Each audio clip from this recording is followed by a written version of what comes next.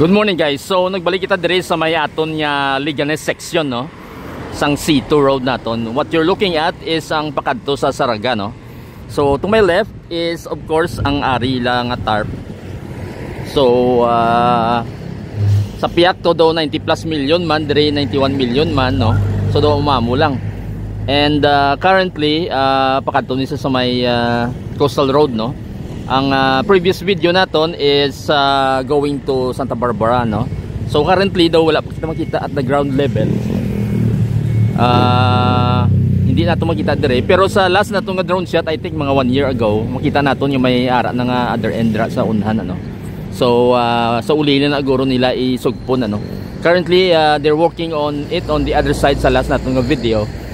And then I think sa last naton nga video dira ang tarp medyo daw ginpalapit nila din. I think daw bag-oin siya. And then as you can see, right across is of course ang last naton nga gin video, gin drone shot mo naton probably a year ago. So as of now, try naton at the ground level ma-drive kita, no? Pakadto dito sa may ulunhan sini kundi na siya hasta kung makalapos na siya sa may coastal road naton, ano? Which is now the connector for the Iloilo-Guimaras nga bridge naton, which is dito sa may Bimeg Blagaysing area. So last nato nga drone shot, dito kita nag video. And then try natin butang ang iban nga pictures or map para may idea kamo kung ano ni siyang segment or di ni siyang location. So see you in a bit.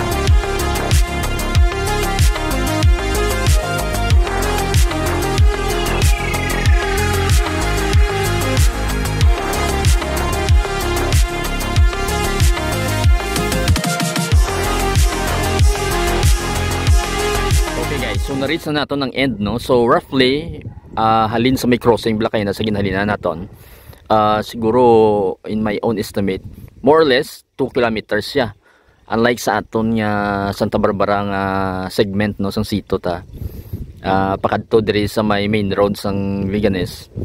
Do mga susubra na siya 1 kilometer or almost siguro mga 2 kilometers the most, while this one most probably at least 2 kilometers or more, no? So currently diri lang siya nag-end, so makita ninyo ang punta niya, no?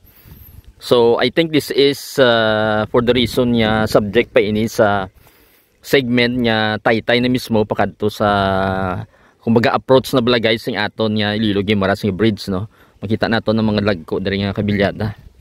So pang main yini siya nga road, no, nga mga lagko ang kabilyada. And to my back is of course ang the wayang nga area pa, no, which is actually overlooking na sa coastal road. So malapit na lang siguro mga 500 meters or 800 meters, no? So try na lang natin zoom. Makita ninyo dito mga buildings, no? Ang ina nga building bila guys daw sa may Dumangas or Saraga area na ina. So naga protrude ra nga building yung muna siya. While diri do may banas diri. So siguro rough road ini.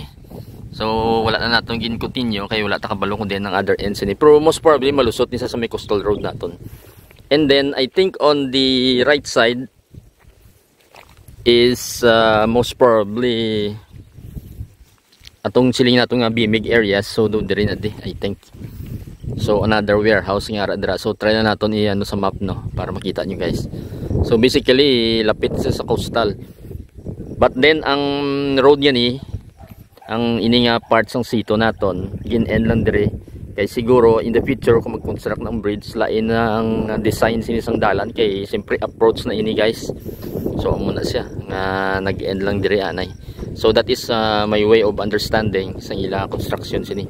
So diri tao kay na well mostly if I'm not mistaken basi mga farmland di siya, no, pero do wala na siya ginagamit. So lapat ni area. So sa diri lang siya na nag-end. May nalabayan kitang dugamay dito nga bridge. I'm not sure kung siguro do creek lang siya. Nga gibutangan nila sang daw Taytay, no. So i-zoom natin para makita niyo guys. So muna siya dira na da.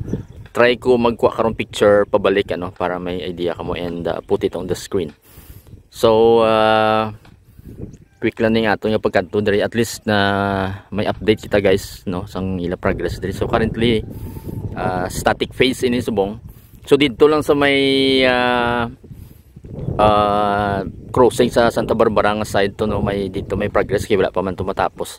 So siguro base ang next naman sa Santa Barbara na naman niya segment ang aton i-video sa sito nato, no. Though almost kung makasiling ko siguro ang ini nga city road makasiling kita more than 50% complete na siya, no, kay layo na. So kung i-estimate lang naton ang totality bisang length ya butang lang sa 5 to 6 kilometers.